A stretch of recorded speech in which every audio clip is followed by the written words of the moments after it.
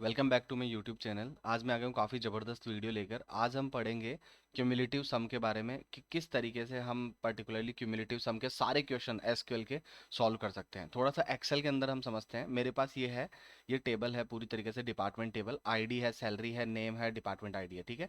Cumulative सम का मतलब क्या होता है? अगर यहाँ पे 34,000 है तो यहाँ पे 34,000। अगर अगला 33,000 है तो यहाँ कितना होना चाहिए? 67,000। मतलब 33 प्लस 34 क्या होगा? 67। फिर अगला 36,000 है तो 67 में 36 जुड़ा है, मतलब इन तीनों का सम आएगा। फिर 1,03,000। फिर इसके बाद में इन चारों का सम आएगा 1,39,000। इस तरीके से इसको बोलते हैं क्यूमुलेटिव सम।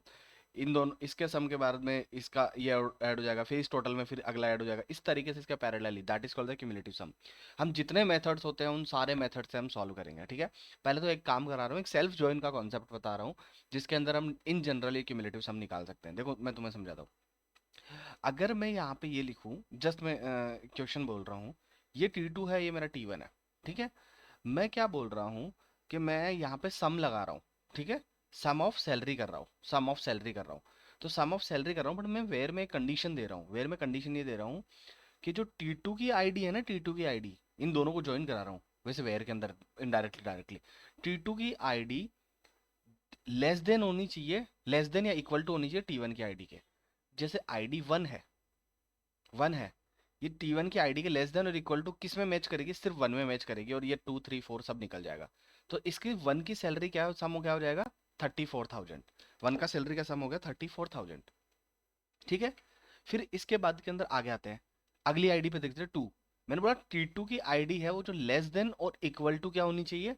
लेस देन और इक्वल टू T1 की आईडी के। तो लेस देन और इक्वल टू में देते हैं, T2 को मैच करते हैं। एक तो देखो ये मैच हो जाएगी इक्वल टू में, तो और लेस देन में 1 आ जाएगा। ठीक है। तो उसका सम होना चाहिए। तो उसका सम कौन कौन सा होगा?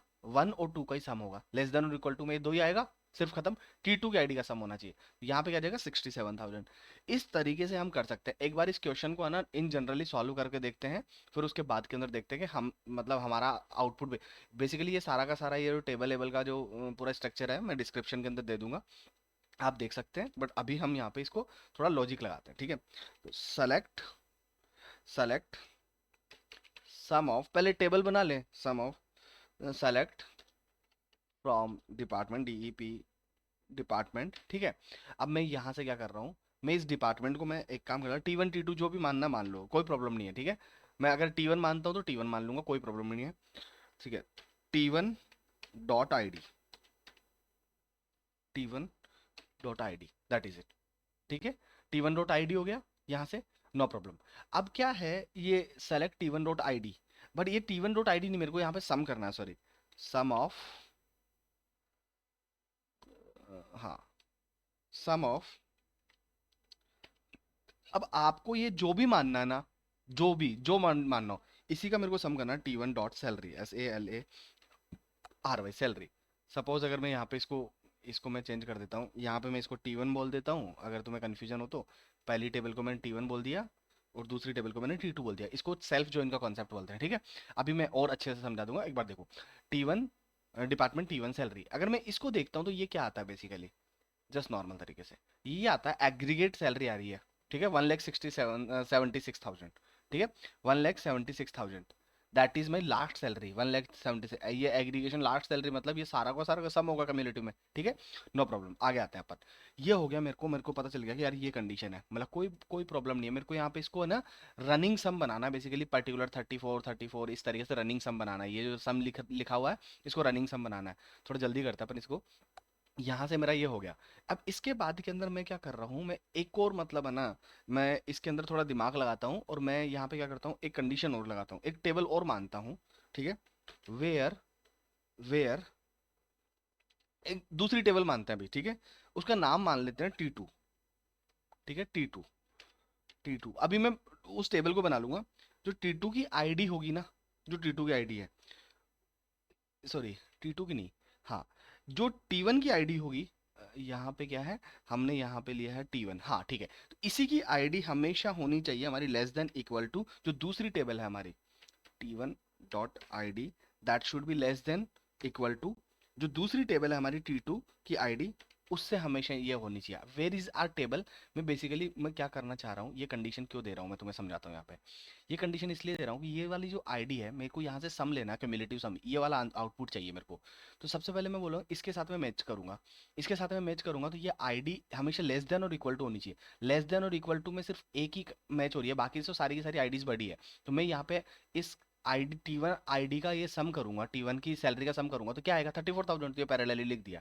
अगली आईडी को चेक करूंगा 2, तो लेस देन और इक्वल टू, लेस देन और इक्वल टू में क्या आएगा, इक्वल टू में तो 2 आएगा, लेस देन में 1 भी आ जाएगा, तो 1 और 2 तो टोटल सैलरी का सम होगा तो क्या आ जाएगा 67,000, इस तरीके से। तो मैं ये कर रहा हूँ यहाँ पे बेसिकली। अब मेरे पास में है कि मेरे को पास दूसरी टेबल है किधर। बेसिकली क्या होता है, दूसरी टेबल के लिए आपको सब क्वेरी बनानी पड़ेगी, ठीक है। इधर देखो, और व्हाट आई एम डूइंग, यहाँ से देखो तुम, यहाँ समझ में आएगा। ऐसी एलिसिटी select, select star comma, select star का मतलब सारा डेटा ले लो स्टार कोमा, और फिर उसके बाद के अंदर तुम इसको अगर देना चाहो तो एज, सिर्फ ये सम है ना, sum as RUNNING running total, running total, और इसको लिख दो फ्रॉम। देखो एक ये कॉलम, एक तरीके से ये हमारे पास में क्या करेगा, कॉलम की तरह वर्क करेगा, रनिंग टोटल के सम की तरह। फ्रॉम टेबल नेम क्या है, डिपार्टमेंट, DEPARTMENT, डिपार्टमेंट। आप इसको T2 मान लो, नो प्रॉब्लम।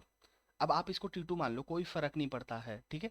अब देखो मैं यहाँ पे देखो, समझ में आ रहा है मैं क्या करा, मैंने जो करा है मैं वापस बताता हूँ। ये मैंने लेस देन इक्वल टू करा है T1 को इससे। लेस देन इक्वल टू का पर्पज ये हो जाएगा कि सबसे पहले ये आएगा, अगर इस आईडी को देखेंगे तो लेस देन इक्वल टू यहाँ पे कौन सा मैच करेगा, ये और ये, तो इन दोनों का सम आ जाएगा, इन दोनों का सम इसके पैरेलल आ जाएगा, दैट इज इट। इस तरीके से मैंने यहाँ पे ये करा है। अब मैं इसको अगर रन करता हूँ, एग्जीक्यूट करता हूँ, तो यहाँ पे तुम्हें समझ में आएगा कि ये आउटपुट क्या आ रहा है। 34,000 सबसे पहले है, 67,000 है, फिर उसके बाद के अंदर 1,03,000 है, 1,39,000 है, और 1,76,000 है। तो इस तरीके से ये एक मेथड है हमें रनिंग सम को कैलकुलेट करने का। दूसरा मेथड थोड़ा इजी होता है, बट मैं फिर भी मैं चाहता हूँ कि तुम्हें हर तरीके का कॉन्सेप्ट पता हो, ठीक है।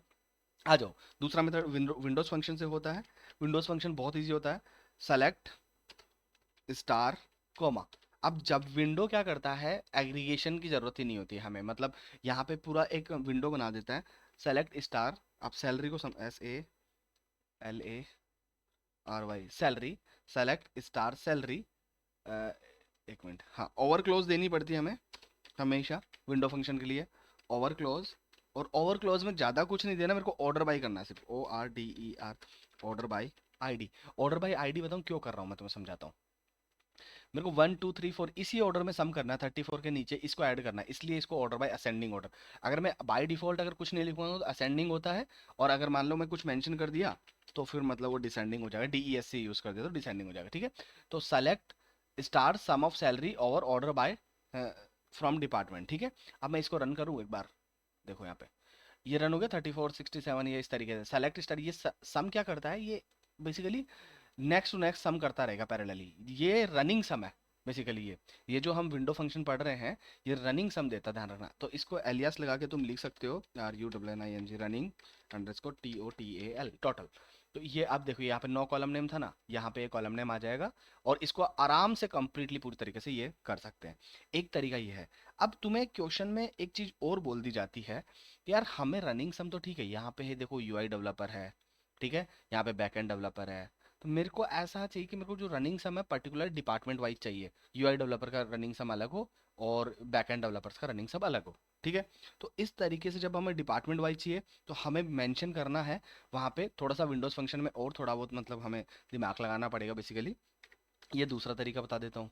यहाँ पे देखना, ये विंडो फंक्शन है सैलरी, हम यहाँ पे पार्टीशन बाई में जाते हैं, PARTITION पार्टीशन बाय, यहाँ पे लिखते DEPT डिपार्टमेंट, ये जो डिपार्टमेंट की आईडी है ना, इसको पार्टीशन बाय डिपार्टमेंट आईडी कर लेते हैं, ठीक है। और ऑर्डर बाय आईडी, ठीक है। रनिंग सब, अब देखो ये क्या होगा, अब जादू क्या होगा, देखो यहाँ पे बेसिकली क्या हुआ है मैं अभी समझाता हूँ। कॉपी विद हेडर्स, और इधर आते हैं, यहाँ देखो अ, देखो यहाँ पे क्या हुआ है, बैकएंड डेवलपर्स है, बैकएंड डेवलपर्स की 33,000 है और 36,000 है। 33,000 पैरेलली आ गया, 36,000 इसमें ऐड हो गया तो 69,000। यहीं पे ये है ना विंडो कंप्लीट हो जाएगी, क्योंकि हमने पार्टीशन सिर्फ डिपार्टमेंट का करा है। ठीक है। अगला क्या है, यूआई डेवलपर्स। यूआई डेवलपर में 34,000 अगला रूही ने कितना है 36,000। तो 34 में 36 ऐड हो जाएगा 70,000, फिर 70 में 37 ऐड हो जाएगा 1,07,000। तो इस तरीके से हम पार्टीशन के थ्रू भी ये कर सकते हैं। तो ये बहुत अच्छा तरीका है इसको सॉल्व करने का। तो ये हम इस तरीके से भी सॉल्व कर सकते हैं। तो अगर आपको वीडियो अच्छा लगे हो तो चैनल को सब्सक्राइब जरूर करें, कमेंट लिख के बताएं कि आपको इस तरीके की वीडियोस और भी चाहिए क्या। जय हिंद, जय भारत।